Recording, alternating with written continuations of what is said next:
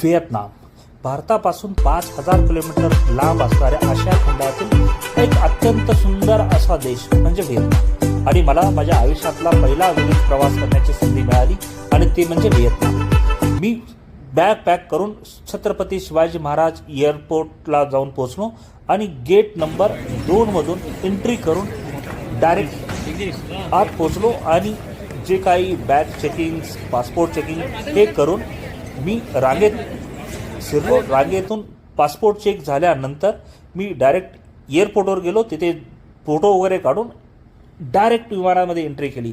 सुंदर असं वातावरण, विमानामधलं हाऊसफुल भरलेलं विमान डायरेक्ट मुंबईवरून कलकत्त्याकडे झेपावलं आणि थोड्याच वेळात आम्ही मुंबईहून कलकत्त्याला जाऊन पोचलो.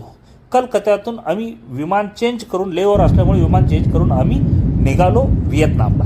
रात्रीचे 8-9 वाजले होते. व्हिएतनामला निघालो. व्हिएतनामला आम्ही जवळपास 1.25 तासात पोहोचल्यानंतर वरून बघतोय तर काय अत्यंत अप्रतिम असा देश दिसत होता. आणि थोड्या वेळातच आम्ही व्हिएतनाममध्ये जाऊन पोहोचलो. व्हिएतनाममध्ये पोहोचल्यानंतर जी स्टोरी आहे ती उद्याच्या दुसऱ्या व्हिडिओमध्ये